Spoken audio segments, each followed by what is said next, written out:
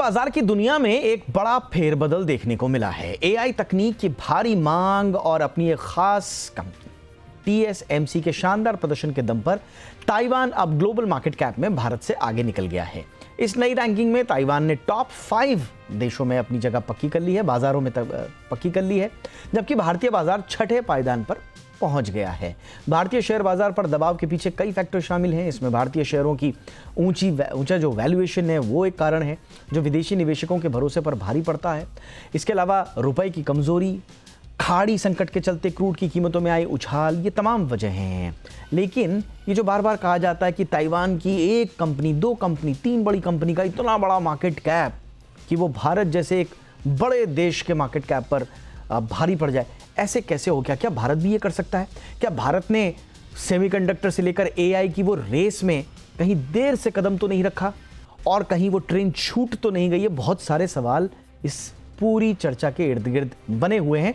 आज इन्हीं सवालों का जवाब लेंगे खास मेहमानों से। एक छोटी सी रिपोर्ट आप देख लीजिए, मैं लौट रहा हूं चर्चा के लिए।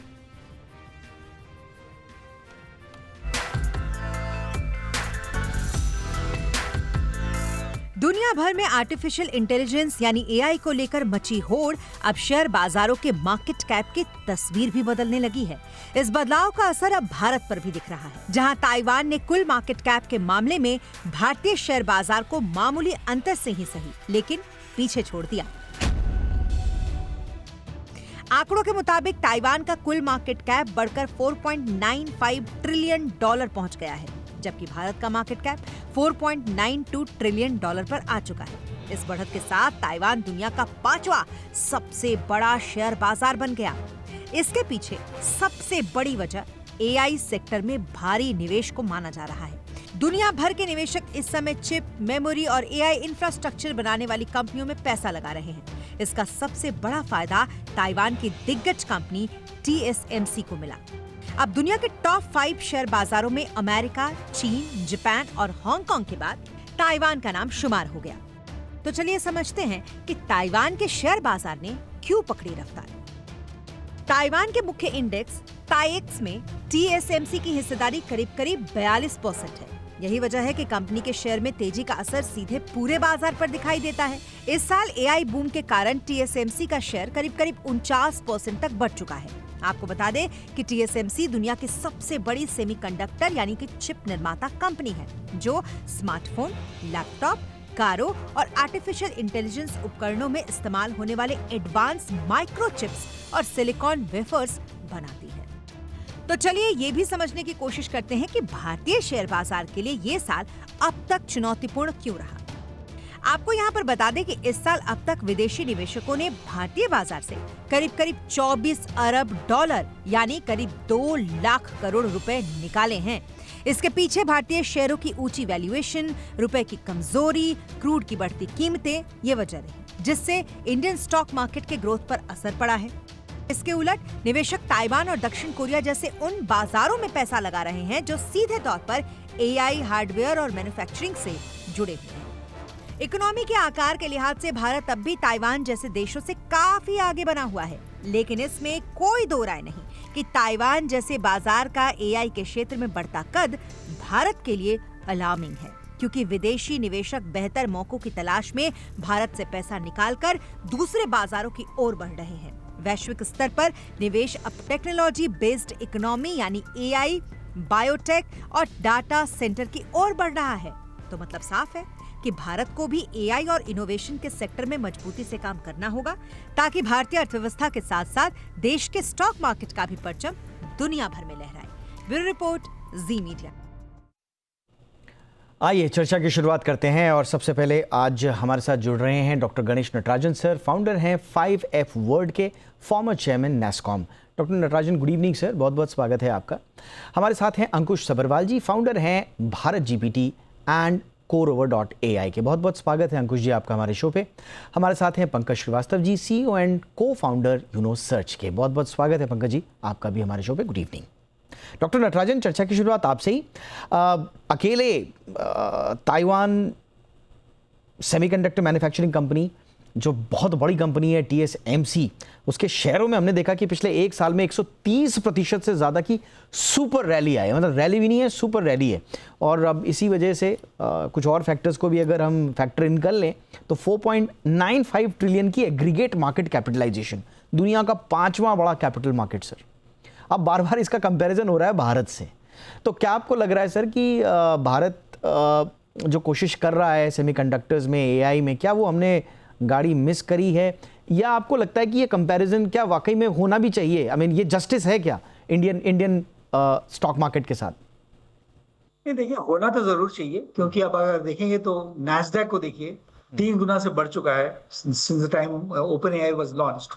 और अभी जो AI के जो ग्रोथ में जो बाधाएं पड़ सकती हैं, वो एक तो है कंप्यूट पावर जो माइक्रो प्रोसेसर से ही मिलेंगे, और दूसरा है ऑफ कोर्स पूरा जो डेटा सेंटर कैपेसिटी वगैरह वगैरह।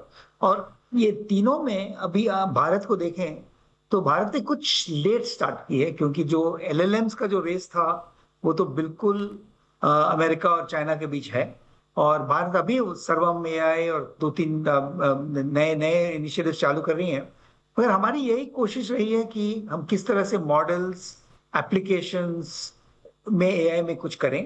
और जो हमने ये जो पहला गाड़ी जो छूट गया है, मतलब कि जो सेमीकंडक्टर्स और डेटा सेंटर्स और AI का कंप्यूट की, वो अभी कैच नहीं कर पाएंगे, तो हमें दूसरी रेस खेलनी पड़ेगी। पर इसमें कोई डाउट नहीं है कि अभी जो फैसिनेशन है वो AI हार्डवेयर और सुपर स्केलर कंपनीज की है, और उसमें इंडिया का कोई ये रेस में कोई भागी नहीं है। एब्सोल्युटली।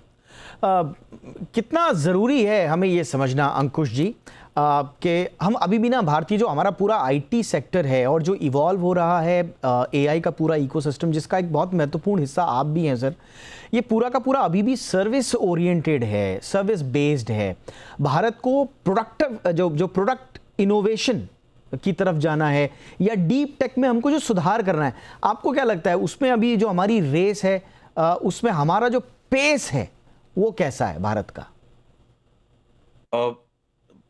मुझे लगता है कि अभी जितनी भी AI की जैसे हम डिस्कशन कर रहे हैं कि पीछे रह गया इंडिया, और जितनी भी AI कंपनीज अभी मच टॉक्ड अबाउट हैं, रेवेन्यू उनका हो गया है लेकिन सभी लॉस में है। बेस बन रहा है, प्लेटफॉर्म्स बन रहे हैं, तो वो बिल्कुल यूज होगा। और बिल्कुल एनवीडिया भी TSMC से चिप बनाता है, तो अभी तो मोमेंटम के हिसाब से I think the markets are rightly position. लेकिन हमने कोई बस मिस कर दी, मुझे नहीं लगता। राइट, अभी भी हर सेक्टर में AI का यूज होगा। अभी मुझे नहीं लगता कि इवन 1% भी अडॉप्शन है, अभी शुरू ही नहीं हुआ। हाँ, टेक्नोलॉजी बन रही है, POCs हो रहे हैं, अभी पूरे वर्ल्ड का एक सहमति हो गई है कि this is a sector which everyone would use. तो एक तो आ गया हार्डवेयर। मैं चलो पहले हार्डवेयर की थोड़ी बात कर लें। तो जो TSMC है वो हमें भी पता है कि वो जो फैक्ट्री है जिससे वो चिप बनती है वो TSMC नहीं बनाता। राइट, सिर्फ फैब्रिकेशन होती है। डिज़ाइन सपोज एनवीडिया इस केस में ले लेते हैं या कोई भी चिप कंपनी है। अगर आपने सुना होगा टाटा इलेक्ट्रॉनिक्स का ASML के साथ जो MOU है, तो वही कंपनी है, एक ही डच कंपनी है, नीदरलैंड की कंपनी है, जो TSMC को भी हार्डवेयर देगी और वो इंडिया टाटा को भी देगी। Right, so eventually will come at par. अब नेक्स्ट AI इकोसिस्टम में ताइवान अच्छा कर दिया, I think we should definitely praise them, लेकिन वो हार्डवेयर में सीमित है। हाँ, थोड़ा सा फर्मवेयर। और अगर आपने देखा है जितनी भी कंपनीज ग्रो हुई हैं, generally software oriented companies grow हुई हैं, और इंडिया सॉफ्टवेयर का एक सुपर पावर है। अगर सिर्फ सर्विस में है तो प्रोडक्ट, सॉफ्टवेयर प्रोडक्ट में AI में नहीं है, लेकिन हमारे पास पोटेंशियल पूरा है। उसको हम कैचअप करेंगे या इवन लीड करेंगे। तो मुझे लगता है पूरे AI इकोसिस्टम में अभी लोग कुछ बर्न कर रहे हैं, वैल्यूएशंस मिल रही हैं, जो एक्चुअल रेवेन्यू और प्रॉफिट्स आएंगे, मुझे लगता है वो फिर ह्यूमन बैक्ड इकॉनमी में आएंगे, और हमारी यंग पॉपुलेशन AI सेवी, टेक सेवी है। मैं काफ़ी बुलिश हूँ और ऑप्टिमिस्टिक हूँ। मुझे लगता है कि आने वाले 5 से 10 साल में we would definitely be the leader. सबको योगदान जाएगा, लेकिन एक्चुअल जो प्रॉब्लम सॉल्विंग जो टेक सोल्यूशन से होगी, मुझे लगता है कि दुनिया भर में हम इंडिया का सबसे बड़ा रोल होने वाला है। नहीं, ये बहुत इंपॉर्टेंट है सर इसको समझना, लेकिन ये थोड़ा सा क्योंकि बार बार अगर हम ये समझने की कोशिश नहीं करेंगे कि अब तक हमने क्या गलतियां करी, तो शायद हम आगे चीज़ों को दुरुस्त नहीं करेंगे। पंकज जी, भारत सालों से आईटी सर्विस में, टीसीएस हमारा, इन्फोसिस हमारा, विप्रो हमारा, बाकी कंपनीज दुनिया के किंग बने हुए हैं सर्विसेज में, लेकिन हम दूसरों के लिए सर्विसिंग या फिर कोडिंग ही करते रहे। मतलब जो एक क्रिटिसिज्म आता है कि भाई हम इसी तक महदूद रहे। ताइवान ने इंटेलेक्चुअल प्रॉपर्टी बनाई, ताइवान ने टीएसएमसी खड़ी की, फॉक्सकॉन खड़ा किया, आसूस खड़ा किया, मीडियाटेक खड़ा किया, जो ग्लोबल प्रोडक्ट कंपनियां जो हैं बड़ी, वो खड़ी की। भारत को अब जो सर्विस से, जो मैं पूछ भी रहा था कि सर्विस से आगे बढ़कर प्रोडक्ट ड्रिवन कंपनियां ये कैसे बनेंगी सर, और क्या रुकावट है इसमें अभी? मेरे हिसाब से बिना गवर्नमेंट सपोर्ट के इंफ्रास्ट्रक्चर खड़ा नहीं हो सकता। लकीली अभी जो गवर्नमेंट, जैसे नैस्कॉम का डेटा देखें तो $1.2 billion has been earmarked for creating infrastructure in IT AI. तो करीब 10,000 करोड़ का जो इन्वेस्टमेंट हो रहा है उस इंफ्रास्ट्रक्चर को खड़ा करने के लिए, जो हार्डवेयर इंफ्रास्ट्रक्चर है। तो मेरे हिसाब से वो इंफ्रास्ट्रक्चर जैसे खड़ा होगा तो हम भी, इंडिया भी चिप, सेमीकंडक्टर्स, मैन्युफैक्चरिंग में भी अपना एक पोजीशन बना पाएगा। सर्विसेज में तो हमें कोई कम्पीट कर ही नहीं सकता, क्योंकि अगर सर्विस की बात की जाए तो हमारे तो जैसे TCS, Wipro, Satyam and those companies, वो अभी ऑलरेडी एआई सर्विसेज सेल कर रही हैं अपने कस्टमर्स को। यूरोप, नॉर्थ अमेरिकन कस्टमर्स को ऑलरेडी एआई सर्विसेज प्रोड्यूस कर रही हैं। बट हाँ, इंफ्रास्ट्रक्चर में अभी हम थोड़े पीछे हैं। और इस जो नैस्कॉम डेटा के हिसाब से जो 10,000 करोड़ का इन्वेस्टमेंट है गवर्नमेंट ऑफ इंडिया की तरफ से, उसके बाद हमारा हार्डवेयर इंफ्रास्ट्रक्चर भी बेटर होगा। That's what I believe. Absolutely. अब ये थोड़ा सा हमें इतिहास में भी झांक करके देखना पड़ेगा कि भाई हम किस तरह से, भारत की जो एक जर्नी रही है वो किस तरह की रही है। पुअर टू रिच का जो ट्रांसफॉर्मेशन है, हालांकि 1950 और 60 के दशक में ताइवान भी एक गरीब और एग्रेरियन देश था, कृषि आधारित देश था, लेकिन वहाँ ऐसी कुछ देशकाल परिस्थितियाँ बनी कि उन्होंने अपने दम पर बदला। नेचुरल रिसोर्सेज के भरोसे, ह्यूमन कैपिटल, टेक्नोलॉजी के दम पर दुनिया का लीडर बन सका। भारत के पास तो सर कहा ये बार बार जाता है कि हमारे पास न टैलेंट की कमी है, न रिसोर्सेज की कोई कमी है। हम कहाँ मिस कर जाते हैं सर ये बार बार, हर बस को, हर ट्रेन को? नटराजन सर। नहीं दीपक जी, आपको मालूम है मैं आपके शो में बहुत बार आ चुका हूं और काफी ऑप्टिमिस्टिक हूं, मगर इस विषय में अब आप डेटा देखिए, क्योंकि अगर अमेरिका को देखेंगे तो एआई इन्वेस्टमेंट्स प्राइवेट सेक्टर के जरिए करीबन $80 बिलियन होती है हर साल। चाइना में बहुत सालों से 50-60 बिलियन इन्वेस्टमेंट हो रही है, और यहाँ हम 10,000 करोड़ की बात कर रहे हैं। 1.5 बिलियन ओवर 3 years में हम कभी compete नहीं कर सकेंगे। So which is why you're seeing Taiwan, which is private sector investments growing, और काफी और भी कंपनीज हैं जो अभी रशिया का भी चांस आएगा, बहुत लोग आएंगे। तो हमें ये समझ के चलना चाहिए कि हम थोड़ी बहुत पीछे नहीं है। LLMs के विषय में, हार्डवेयर कंप्यूट के विषय में बहुत पीछे हैं। और हमारे मंत्री जी भी ने कहा था AI समिट में कि हम ये कोशिश नहीं कर रहे हैं कि हम डेटा या एनर्जी में फोकस करें, एप्लीकेशंस और मॉडल्स। जैसे आपने पहले भी कहा, IT services company is why we are existing. अगर हम ये सोचें कि हम प्रोडक्ट्स में बहुत माहिर हैं और सिर्फ AI बाकी है, वो बिल्कुल गलत बात है, क्योंकि प्रोडक्ट इकोसिस्टम में भी बहुत हम पीछे हैं। और मैं शनिवार को ही एक AI समिट में बात कर रहा था, और श्रीधर वेम्बू जी थे जो ज़ोहो के फाउंडर हैं, वो भी यही कह रहे थे कि वो चाहते हैं कि लोग वापस आए अमेरिका से और प्रोडक्ट कंपनीज चालू करें। हम शुरुआत में हैं, ऐसा हम कभी नहीं कह सकते हम प्रोडक्ट इकोसिस्टम अच्छा है, AI नहीं है। बस यही है कि हम सर्विसेज कुछ अच्छी इस तरह से कर रहे थे, और जो हमारे को पैनलिस्ट ने कहा, अभी काफी क्लाइंट्स के जो AI इम्प्लीमेंटेशन है उसमें हम हाथ बटा रहे हैं, और किस तरह से री इमेजिन करें, री इंजीनियर करें, वो कर रहे हैं। मगर ये कंपटीशन जो है कि मैसिव स्केलिंग ऑफ AI और उसके जरिए massive scaling of stock market values, उसमें हम अभी नहीं हैं। और मेरे ख्याल से अगले अभी बहुत 2-3 साल बहुत कोशिश करनी पड़ेगी है कि किस तरह से थोड़ा compete किया जाए। एब्सोल्युटली। अब थोड़ा सा आपने जब कंपैरिजन कर ही दिया है कि दोनों देश कितना खर्चा कर रहे हैं। बड़ा अच्छा एक चिप डिज़ाइन और ह्यूमन कैपिटल का एक इकोसिस्टम ताइवान में एक डेवलप हुआ है। ताइवान के पास सिर्फ मैन्युफैक्चरिंग नहीं है, जैसे मैं बता रहा था कि मीडिया टेक जैसे जो फैबलेस चिप डिज़ाइन कंपनीज़ हैं, मोबाइल प्रोसेसर की दुनिया में क्वालकॉम को टक्कर देने वाली हैं। उनके पास ताकत ये है कि जो उनकी इंजीनियर चिप का जो आर्किटेक्चर है, आईपी है, वो उस पर मालिकाना हक रखते हैं, राइट। हमारे यहाँ थोड़ा सा क्या है, थोड़ा सा 20% से ज़्यादा सेमीकंडक्टर डिज़ाइन इंजीनियर भारत में बैठते तो हैं। बड़ी दिलचस्प स्थिति है। इंटेल, एएमडी, एनवीडिया, क्वालकॉम जैसी हर बड़ी कंपनी का डिज़ाइन सेंटर भारत में है। लेकिन क्रिटिकल अंतर क्या है, छोटा सा, कि ये इंजीनियर विदेशी कंपनियों के लिए काम करते हैं। प्रॉब्लम ये है, राइट। भारत के पास अपना कोई बड़ा फैबलेस कंपनी जिसको कहा जाता है मीडिया टेक नहीं है, जो खुद का पेटेंट हो या खुद का ब्रांड बेचे। तो हम कुल मिलाकर के इंटेलेक्चुअल लेबर दे रहे हैं अंकुश जी, इंटेलेक्चुअल प्रॉपर्टी नहीं दे पा रहे हम। बिल्कुल ठीक है, वो कमी है, लेकिन अभी सब रीसेट हो गया है। अभी जो सॉफ्टवेयर प्रोडक्ट की बात है, वो SaaS आपने सुना होगा कि डेड हो गया है। अगर अभी नहीं हुआ तो हो जाएगा, बिकॉज अभी प्रोडक्ट बनाना इतना इजी हो गया है, राइट, एआई के कारण। अगर सिर्फ प्रोडक्ट ही इंपॉर्टेंट होता तो ओपन एआई अपनी सर्विस कंपनी नहीं खोलती, राइट।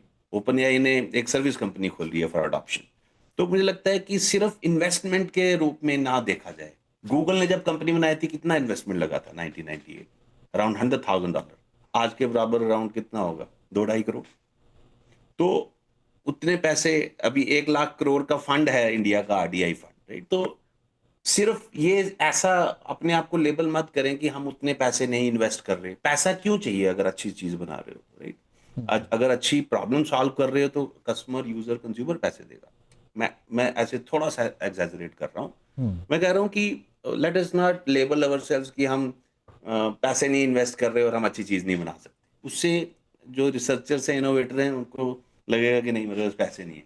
तो लोगों ने इनोवेशन जो एयरबीएनबी बना, उस आई थिंक $20,000 की फंडिंग उनको मिली। हमारा ओयो, उसमें भी अराउंड आई थिंक $100,000 की फंडिंग ली।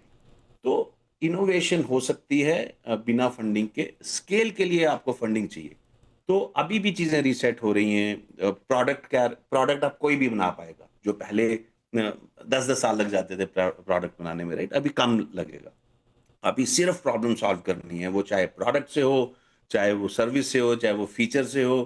तो अभी किसी ने फिगर आउट नहीं किया। अगर फिगर आउट किया होता तो जो टॉप एआई कंपनीज हैं वर्ल्ड की, वो प्रॉब्लम सॉल्व कर रही होती, वो प्रॉफिटेबल होती। अभी भी 100 बिलियन से भी ज्यादा फंडिंग लेने के बाद अभी भी शायद 5-10 साल they are going to be loss.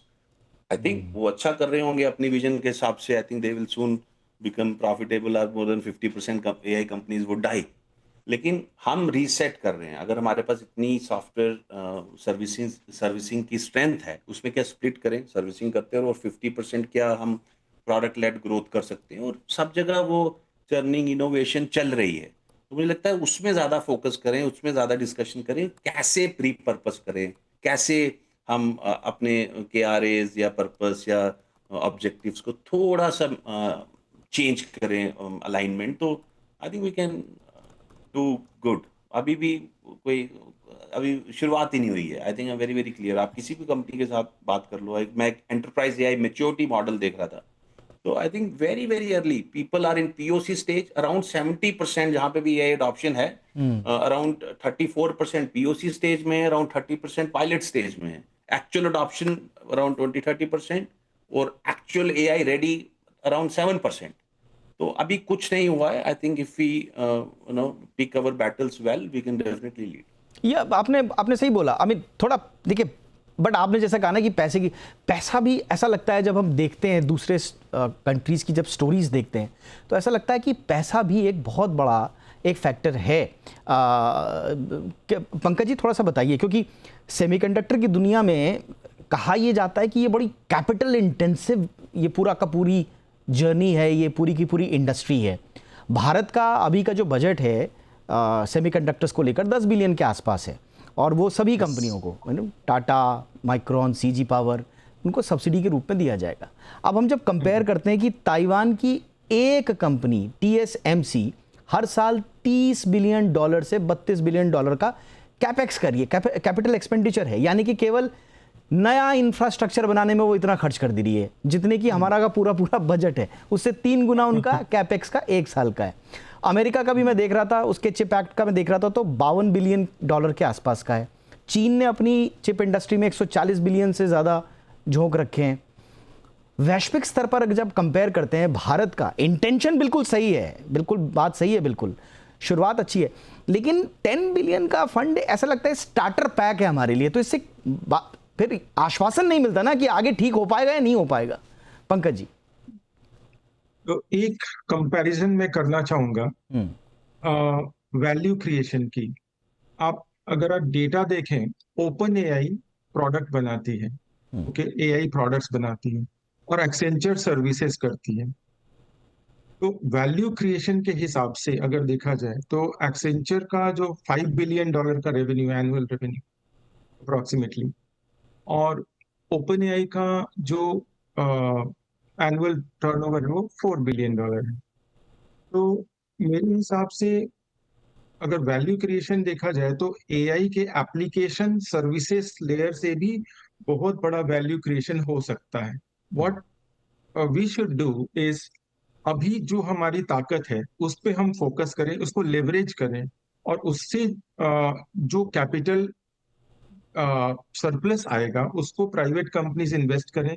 Parallel to that government anyway is supporting, it will take some time, लेकिन धीरे धीरे मुझे लगता है कि हम हार्डवेयर में भी अपनी सुप्रीमेसी बना लेंगे। बट अगर हमने इसको बना भी दिया, पंकज जी, इसको हमने बना भी दिया, एक छोटा सा इंटरवेंशन मैं करूंगा।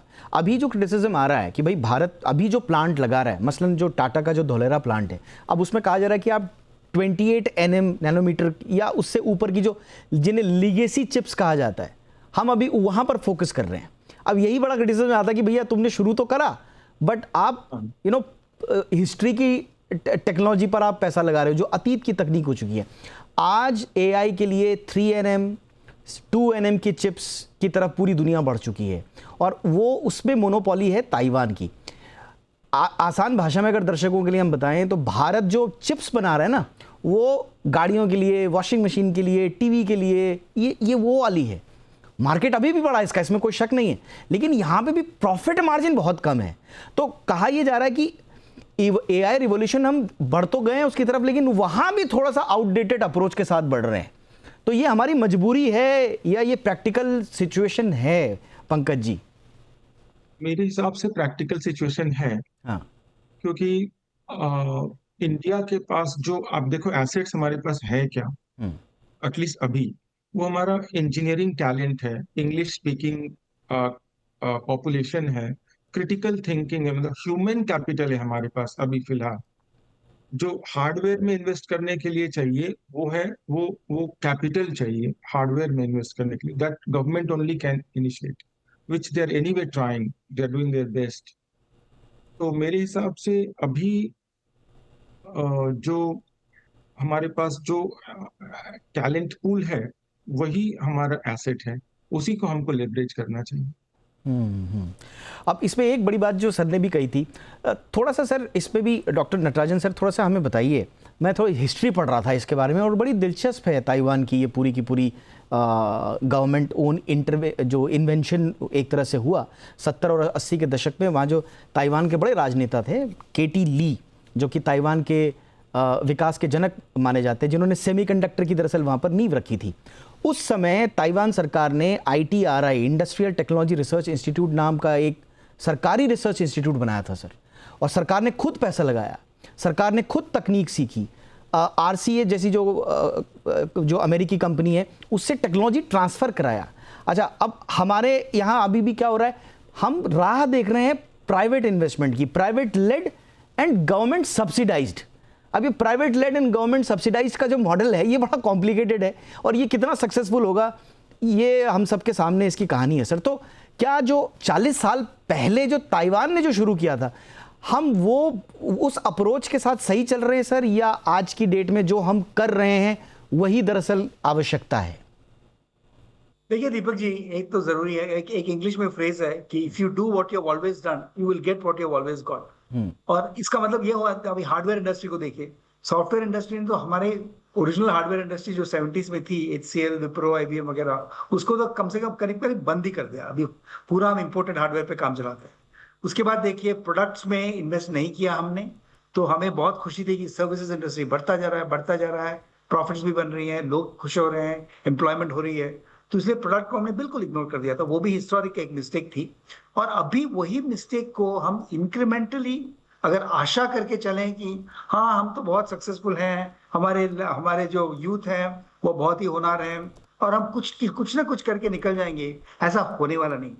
अंकुश जी ने बहुत अच्छा कहा कि अभी ANRF जो है, जो अनुसंधान रिसर्च फाउंडेशन, उसको हमें विजनरी तरीके से यूज करनी चाहिए।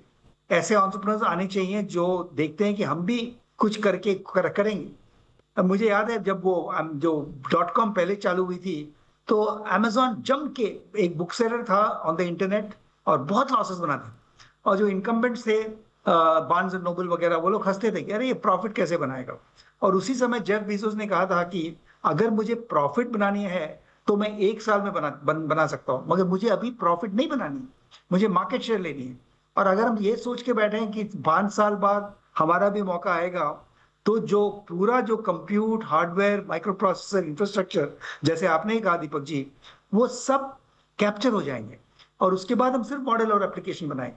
तो मुझे ये जरूर एक वेकअप कॉल किसी को लेनी चाहिए कि हम किस तरह से एक इंडिया AI विजन बनाएं, जिसमें हम इन्वेस्ट करेंगे, चाहे जितना भी इन्वेस्टमेंट कैपेबिलिटी हो, मगर उसमें से कुछ इनोवेटिव करेंगे, ना कि जैसे किसी ने कहा था कि ओयो रूम्स या ओला, वो सब कॉपी कैट आइडियाज है। हमें इनोवेशन की जरूरत है, इनोवेटर्स की जरूरत है, और वो हम अगर नहीं देख पाएंगे तो हम पीछे ही रह जाएंगे। ये बहुत ज़रूरी है कि हम कैसे अपनी इस जर्नी को थोड़ा सा और एफिशिएंट बनाएं। देखिए लेट तो हमने स्टार्ट किया है, 40 साल का गैप है ताइवान। आज ताइवान की बात हम इसलिए कर रहे हैं क्योंकि सुबह से यही हो रहा है कि साहब उसने हमको मार्केट कैप में पीछे छोड़ दिया, तो इसीलिए हम ताइवान से कर रहे हैं। कंपेयर करने के लिए तो बहुत सारे अभी दुनिया की बातें हैं, लेकिन एक क्लासिक कंपैरिजन बहुत ज़रूरी है ताकि हम ये समझ पाएँ। बट अंकुश जी, अब मैं वे फॉरवर्ड आपसे समझना चाहूँगा।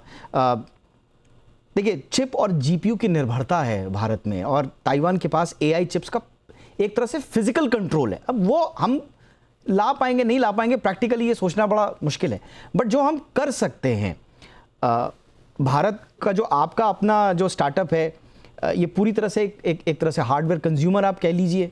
आपके पास कोई सिलिकॉन या चिप डिज़ाइन तो नहीं है, बट आपका अपना एक ऐसा इकोसिस्टम है जिसमें आप पूरे देश में ही एक इंडिजिनस सिस्टम बनाना चाह रहे हैं, जिसके थ्रू हम थोड़ा सा एक बेटर प्लेटफॉर्म, एक लॉन्चिंग पैड हम कम से कम बना पाए फ्यूचर का। तो आपको क्या लग रहा है, वे फॉरवर्ड क्या है? हम कितने आश्वस्त हों और कितना आपको और अभी सपोर्ट चाहिए? आप जैसे बहुत सारे स्टार्टअप्स की मैं बात कर रहा हूं, मैं पूरे इकोसिस्टम की बात कर रहा हूं, कितना सपोर्ट अभी और चाहिए? बिल्कुल, जैसे मैं बोल रहा था कि we have to pick our battles. ठीक है, करना चाहिए, वो वहां पे आगे निकल गए। तो जो मुझे अभी भी लगता है कि हमारी काफी स्ट्रेंथ है। जैसे चंद्रबाबू नायडू सर जो आंध्रा के CM है, वो अब क्या बोल रहे हैं, वो कह रहे हैं कि हर घर में एक AI यूज केस होना चाहिए, राइट। तो अभी मैं बिहार गया था 3-4 दिन पहले, तो वहाँ के CM से मिला, तो वहाँ पे मैं बोल रहा था कि वहाँ पे हर घर में एक AI सोल्यूशन होना चाहिए। तो अभी भी सोल्यूशंस नहीं है।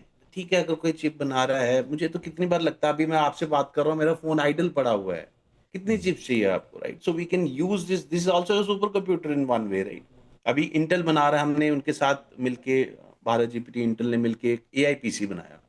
आपको डेटा सेंटर जाना ही नहीं है, आपको जितनी भी, हमें कितनी AI कंप्यूट चाहिए एक ऑर्गेनाइजेशन को, कुछ यूज केसेस के लिए, कुछ यूज केसेस के लिए क्लाउड चाहिए, कुछ यूज केसेस के लिए आपको ऑन प्रीमाइज इंफ्रा चाहिए, लेकिन कुछ यूज केस आपके PC में ही चल जाते हैं। हम बना रहे हैं इवन की मोबाइल में चल जाएंगे। हमें अब अगर हम थोड़ा सा अलग से सोचें, जैसे तो थोड़ा ये समझाइए सर, क्योंकि मेरे को जो पता चला है, बिल्कुल भारत GPT जी को मैं स्ट्रैटेजी जो मैं पढ़ रहा था, SLM का जो आप कॉन्सेप्ट लेकर के आए हैं, शायद हार्डवेयर कॉस्ट हमको बहुत महंगी पड़ रही है और पड़ेगी भी, क्योंकि भारत में भारी और जो महंगा GPU इंफ्रास्ट्रक्चर है उसकी तो बहुत कमी है हमारे पास। आप लोगों का एक स्मार्ट सोल्यूशन में पढ़ रहा था, थोड़ा इसके बारे में बताइए।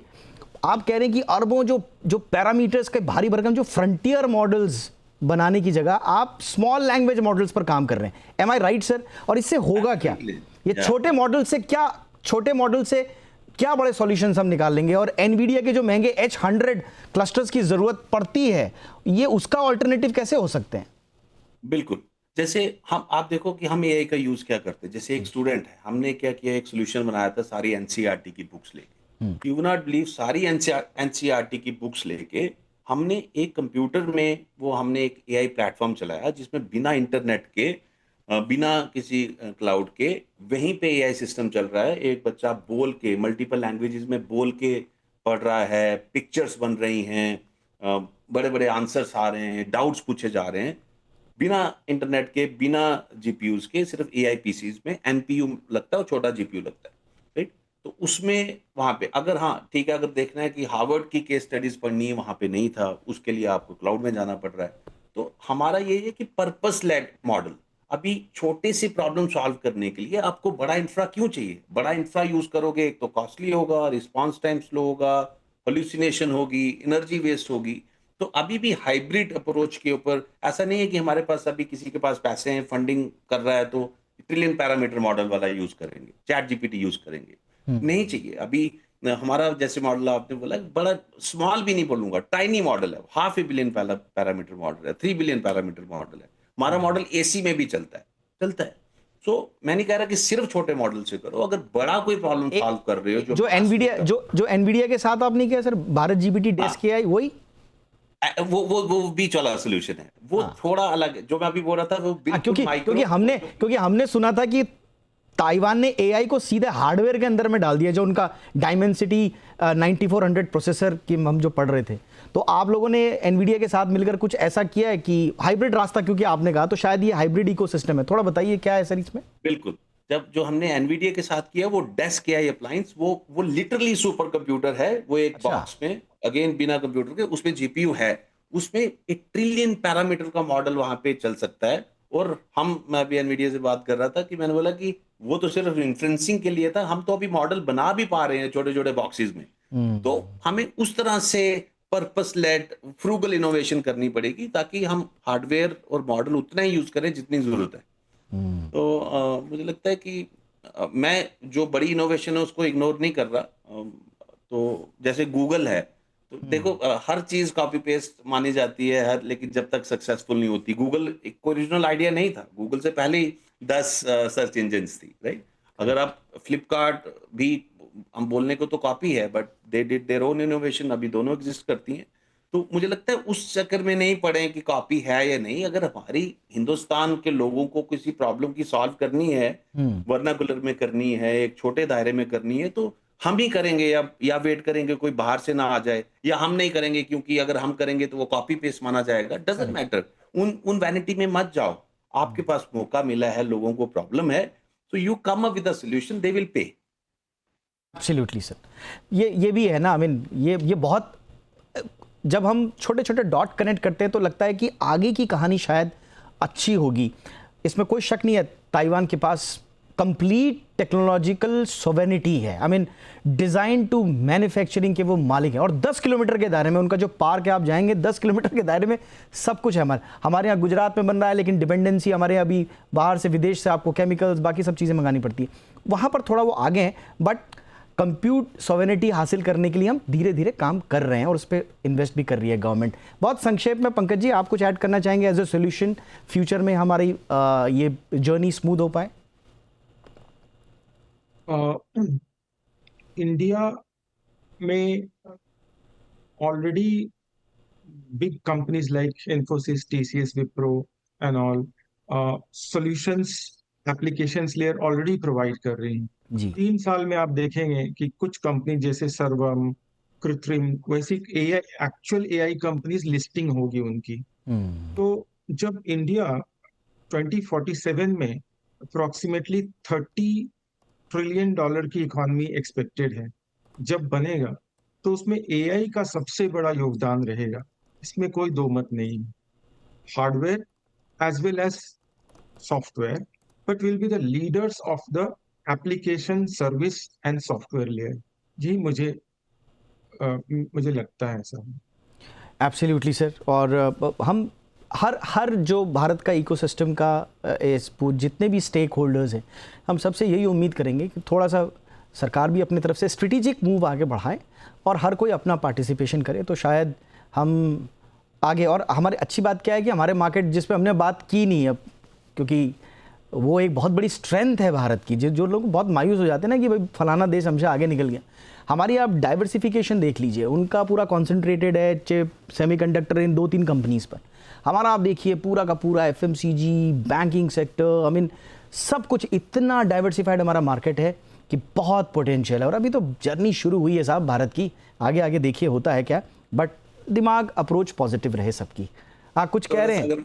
अब वो अगर एंगल ले ले तो मैं देख रहा था कि हमारी जो मीडियन एज है इंडिया की अराउंड 29 है, उनकी अराउंड 45 है, और वो भी डिपेंडेंट हैं। जो हम ASML, वो भी तो जो फैक्ट्री है जो जिससे वो चिप बनती है, वो भी इसी हर एक बंदा है दूसरे पे डिपेंडेंट है। उसमें भी नहीं जाना कि we need a complete sovereignty, हर चीज में नहीं, सिर्फ जो हो सकती है। नहीं, बिल्कुल सही बात है सर। खैर देखिए, अब वहाँ तो पर कैपिटा GDP लगभग उनका $32,000 $35,000 तक पहुँचे हुए लोग हैं, ठीक है। अब बट हम ये नहीं कहेंगे कि हम वो वहाँ नहीं पहुँच सकते या उनकी देशकाल परिस्थितियाँ अलग हैं। कुछ साल पहले जैसा मैंने कहा कि वही परिस्थितियाँ उनकी भी थी, हमारी भी थी, बट उस तरफ आगे बढ़े। जैसा नटराजन सर ने भी अभी कहा कि हम जिस तरफ बढ़ रहे हैं वो इंपॉर्टेंट है, वो हमारी अप्रोच कैसी है। But anyway, thank you so much, आप तीनों का शुक्रिया। पंकज जी बहुत बहुत शुक्रिया, अंकुश जी बहुत बहुत शुक्रिया, doctor Natarajan sir thank you so much for your time.